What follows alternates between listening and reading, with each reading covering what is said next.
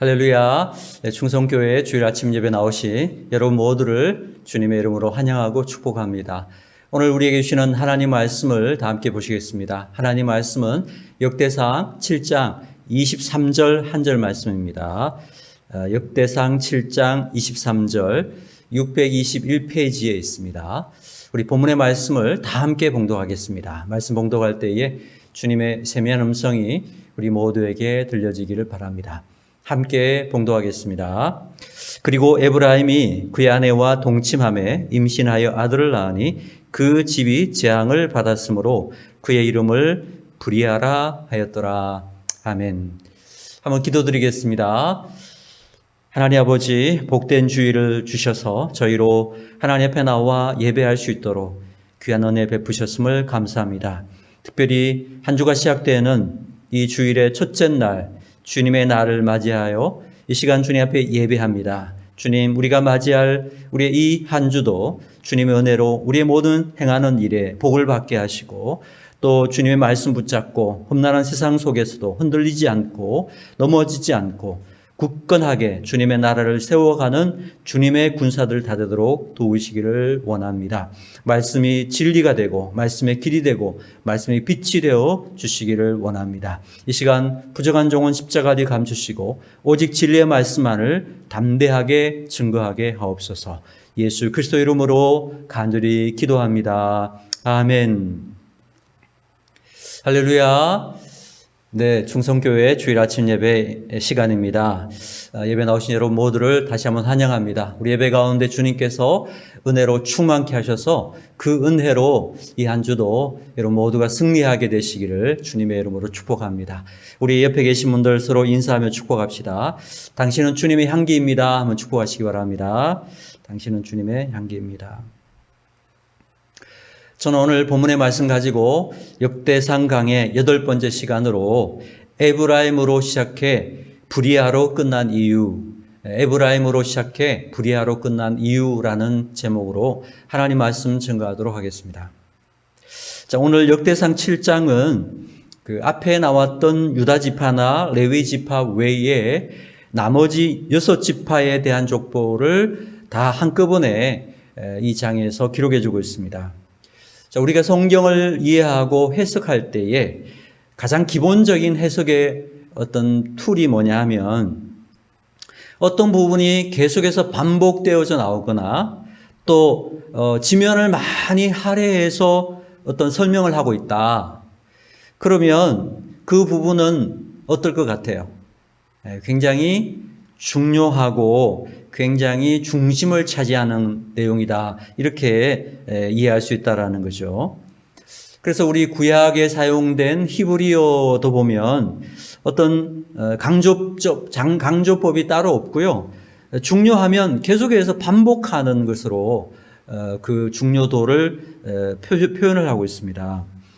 그래서 우리가 살펴보고 있는 이 역대상서도요.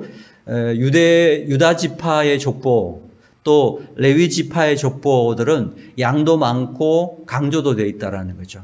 그래서 역대상 2장, 3장, 4장 이 세 장에 걸쳐서 유다 지파에 대한 족보가 나옵니다. 그리고 역대상 6장은 레위 지파인데 한 장이거든요. 근데 한 장의 분량이 굉장히 많습니다. 81절이니까 어쩌면은 두 장과 같다 이렇게 볼 수 있죠. 반면에 오늘 본문 역대상 7장은 40절로 되어 있습니다. 40절로 되어 있는데 6지파가 한꺼번에 기록이 되어 있어요. 중요한 지파와 그렇지 않은 지파 사이에 뭔가 분량의 차이가 나고 있다. 이렇게 이해가 됩니다. 심지어 이 12지파 중에서 단 지파나 스불론 지파에는요, 아예 족보에서 빠져버렸다라는 것입니다. 아예 언급도 안 할 정도로 뭐 그러한 지파로 취급을 하고 있고요. 그리고 이 납달리 지파는 딱 한 절만 기록을 해주고 있다라는 것입니다. 그 오늘 역대상 7장 13절을 보시면 납달리의 아들들은 야시엘과 구니와 예셀과 살루미니 이는 빌라의 손자들아 한 절로 딱 끝이 났어요. 단, 스불론, 납달리 이런 지파들은 뭐 언급을 안 하거나 아주 한 절로 언급할 정도로 그렇게 중요하지 않게 여기고 있다라는 것입니다. 그러니까 오늘 본문 역대상 7장에 나오는 이 나머지 지파들에 대한 내용은 유다 지파나 레위 지파에 비해서 그렇게 중요하게 여기지 않고 있다. 이런 메시지를 준다라는 것입니다. 자, 그래서 오늘 본문 이 7장에서는 우리가 어떤 영적인 의미를 좀 찾아볼 수 있느냐, 반면교사적인 메시지를 찾아볼 수 있다라고 생각합니다. 다시 말하면 왜 이 지파들은 귀하게 쓰임받지 못했는가? 왜 이들은 쇠퇴하고 말았는가? 이것을 우리가 한번 살펴볼 수 있다고 생각합니다. 자, 여러분, 왜 귀히 쓰임받지 못했을까요? 저는 그 이유를 오늘 크게 세 가지를 나누어서 한번 살펴보려고 합니다. 제일 첫 번째로요, 그들이 쓰임받지 못하고 쇠퇴한 이유가 뭔가? 죄와 불순종의 삶을 따라갔다라는 것입니다. 죄와 불순종의 삶을 따라갔다. 자, 이 지파들 중에 특별히 아예 언급도 하지 않은 단지파에 대해서 한번 살펴보도록 하겠습니다. 여러분, 단지파는요, 아예 성경에서 이 족보의 기록에서 빼버렸다라는 거죠. 왜 그렇게 됐느냐? 바로 우상 숭배의 죄를 지었기 때문이라는 것입니다. 단지파에 대한 기록은요, 사사기 18장에 자세하게 나와 있습니다. 여러분께서 궁금하시면 이제 설교 끝나고 예배 마치고 사사기 18장을 한번 읽어보시면 좋겠어요. 크게 두 가지의 죄를 짓게 되는데, 첫째는 이 단지파가 그 미가라고 하는 사람이 가지고 있던 이 드라빔이 뭐냐면은 손으로 깎아서 만든 어떤 우상의 모양이에요. 이것을 가져가서요, 이것을 자기들의 하나님이다 그리고 모든 사람들로 그 우상을 섬기게 만든, 우상 숭배하게 만든 죄를 지었다라는 것입니다. 둘째는요, 이스라엘이 가나안을 정복한 후에 땅을 분배했잖아요. 그때 단지파에게 분배된 땅의 위치가 어디냐? 여호수아 19장 40절에서 49절까지의 기록이 되어 있습니다.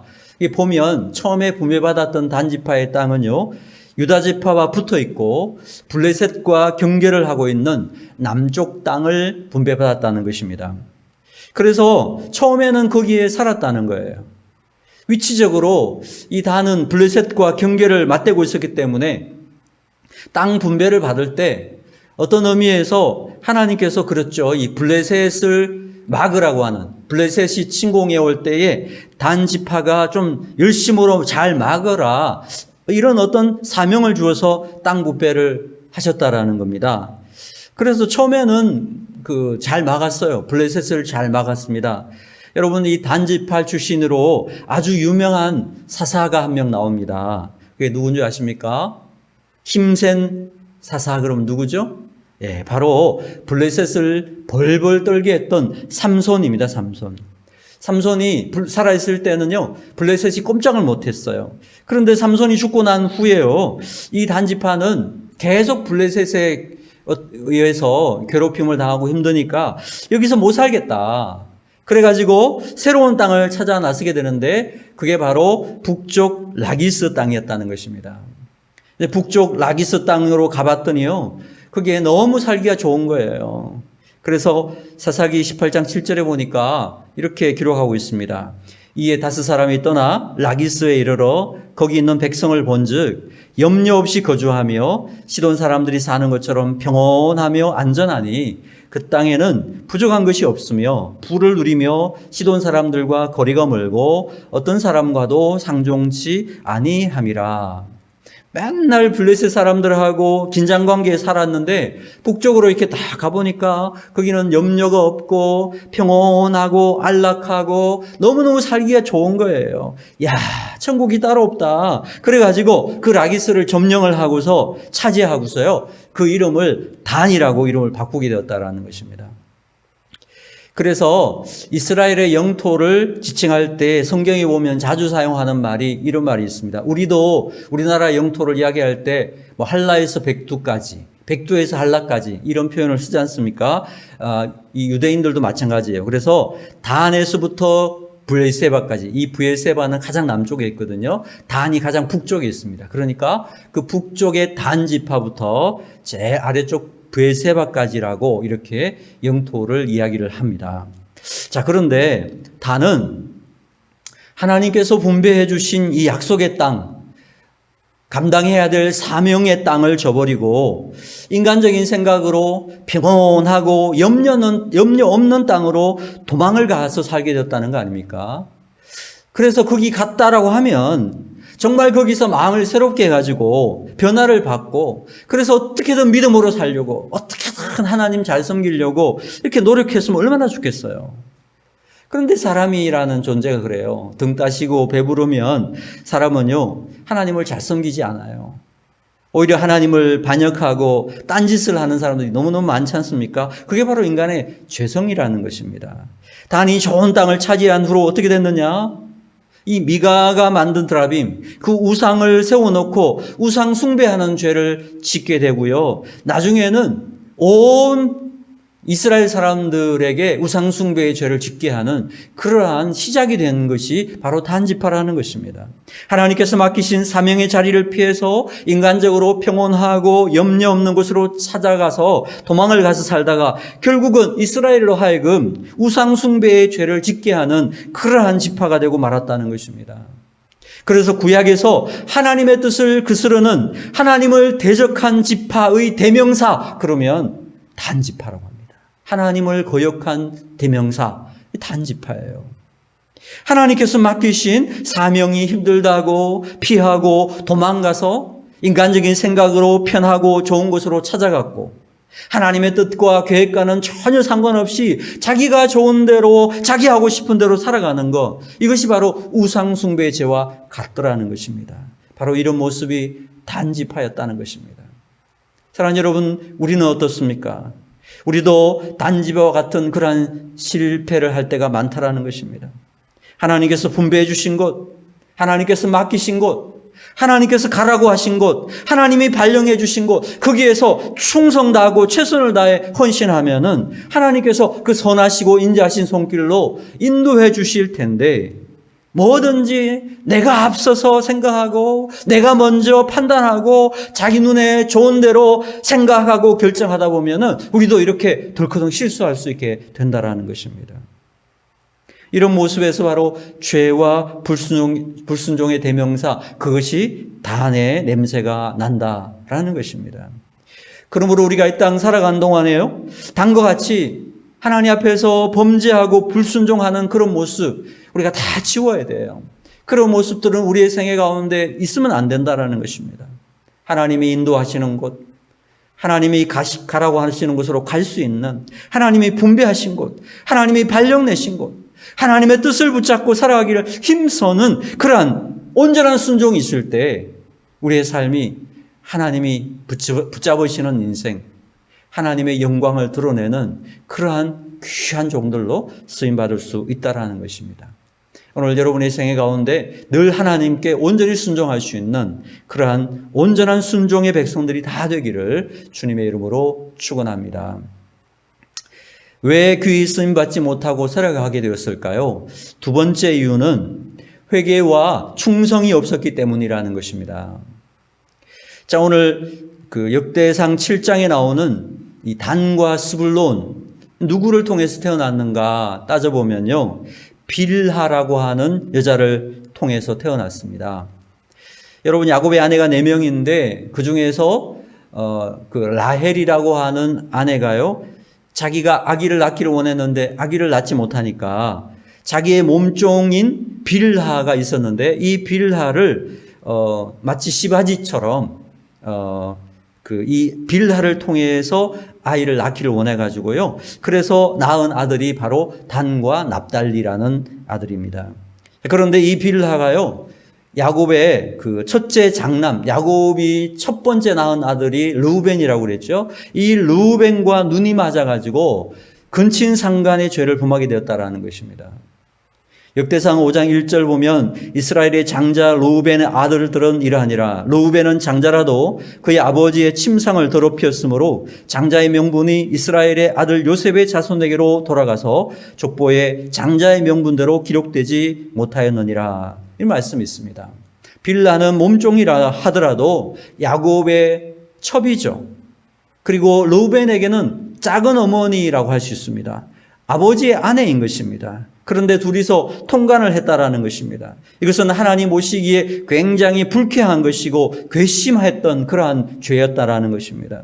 그래서요, 르우벤도 망했고 빌라의 자손인 단과 납달리도 쇠락하게 되었다라는 것입니다. 여러분, 이렇게 된 이유가 무엇일까요? 바로 회개와 충성이 없었기 때문이라는 것입니다. 여러분, 아무리 사람이 죄를 짓는다 하더라도요, 우리가 회개하고 돌아가면 하나님께서는 다 용서해 주시고 받아주시는 마음 넓은 사랑의 하나님 아버지신 줄로 믿습니까? 그렇습니다. 그런데 르우벤이나 빌라는요, 죄를 범하고 회개하고 돌아오지 않았다라는 거예요. 죄는 지었는데 회개했다라는 내용이 성경에 나오지 않는 것입니다.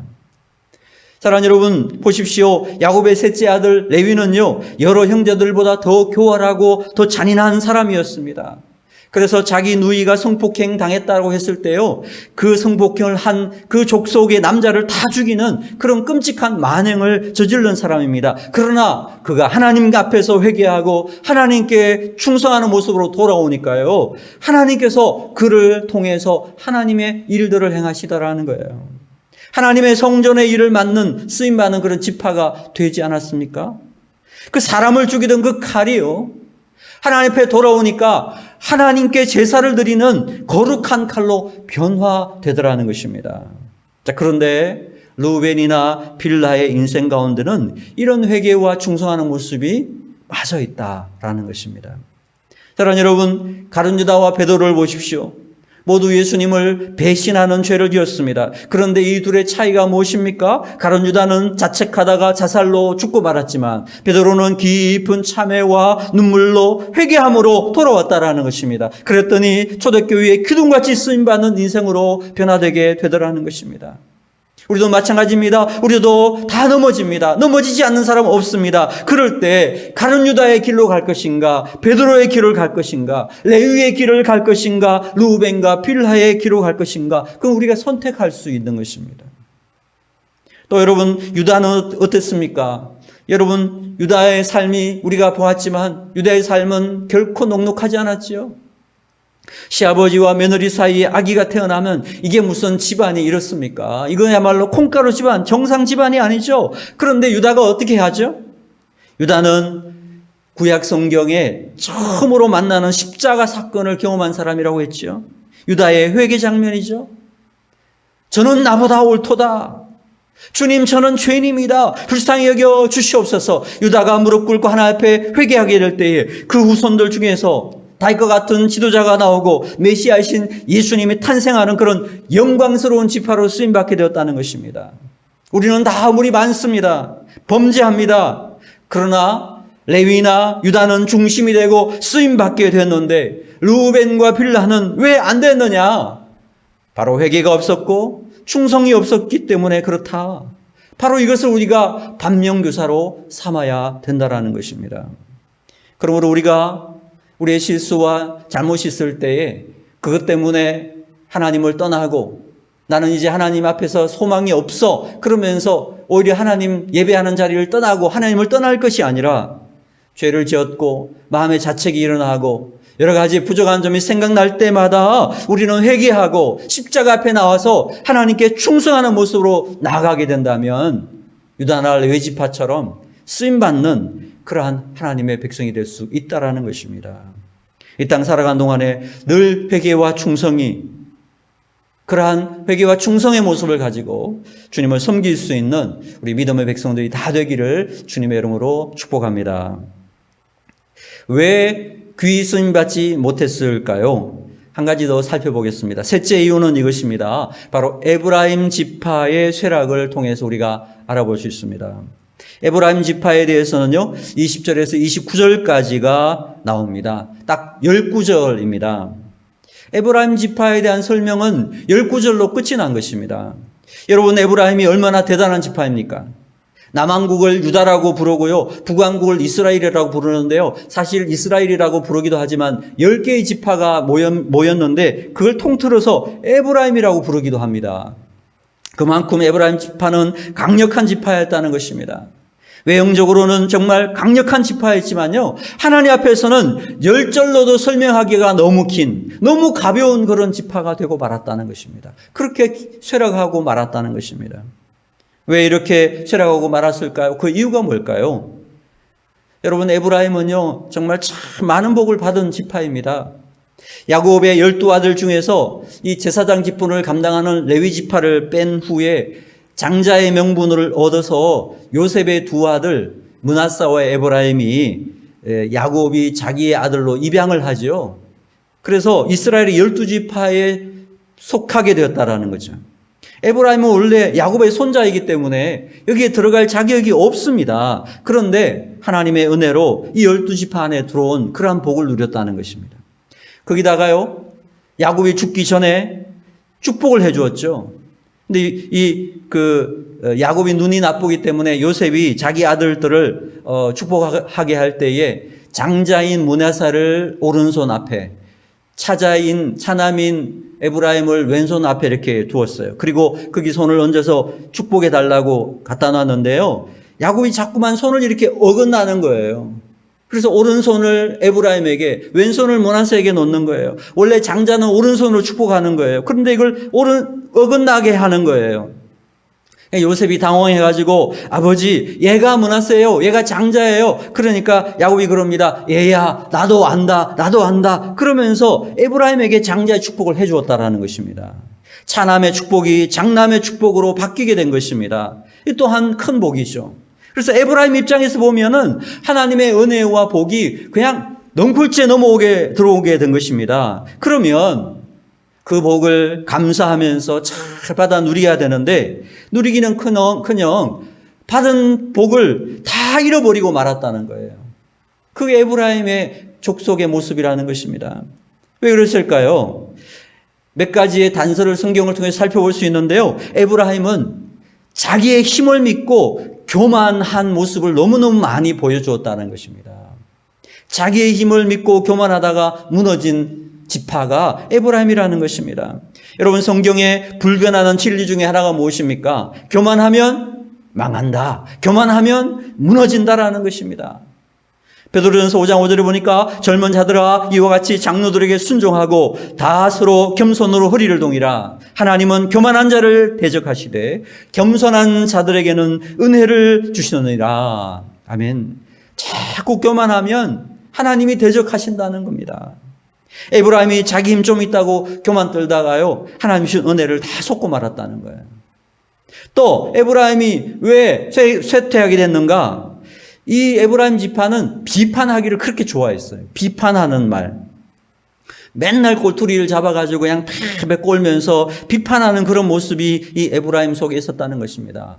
특별히 그러한 모습들이 사사기에 드러나는데요. 예를 들면 사사 기드온이 전쟁을 하러 가자고 에브라임 지파에게 말을 했습니다. 그러니까 이 핑계 저 핑계 대면서 안 나갔어요.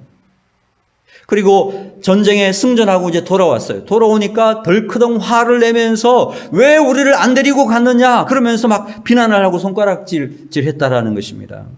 그러니까 늘 불평하고 늘 원망하고 비판하는 그러한 지파였는데 무슨 은혜가 거기에 고여 있겠는가 하는 것입니다. 여러분, 은혜는 어디에 고입니까?